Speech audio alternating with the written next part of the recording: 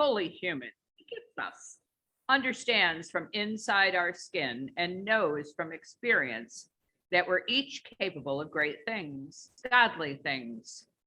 And no matter what we do, he keeps on inviting us to join us in his work, which has become our own. As you enter Lent, what might you have planned to do over these 40 days so that the Easter you will more closely reflect the Christ who lives in and through you? This is the story of Jesus' washing the disciples' feet.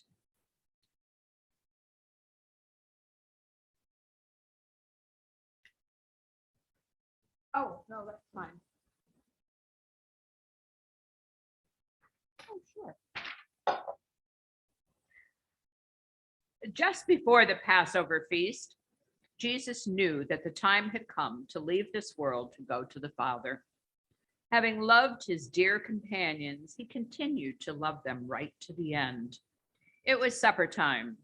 The devil by now had Judas, son of Simon, the Iscariot, firmly in his grip, all set for the betrayal.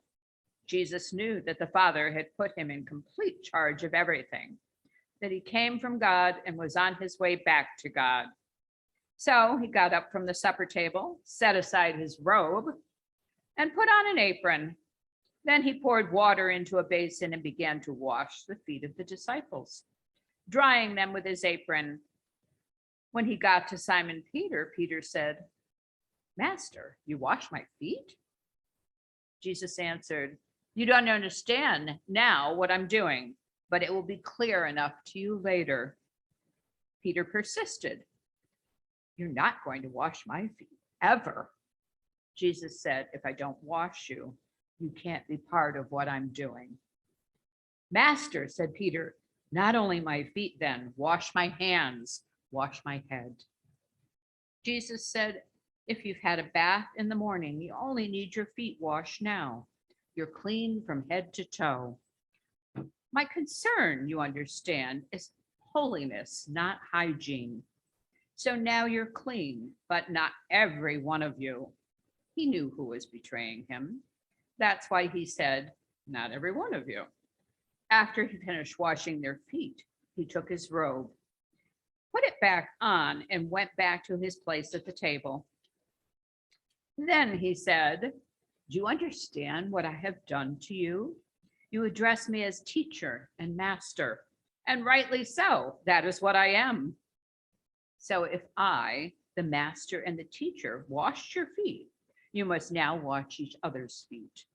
I've laid down a pattern for you. What I've done, you do. I'm only pointing out the obvious. A servant is not ranked above his master. An employee doesn't give orders to the employer. If you understand what I'm telling you, act like it and live a blessed life." How can we live like Jesus? May this basin this morning be another symbol on our way through Lent to remind you of Jesus and his teachings.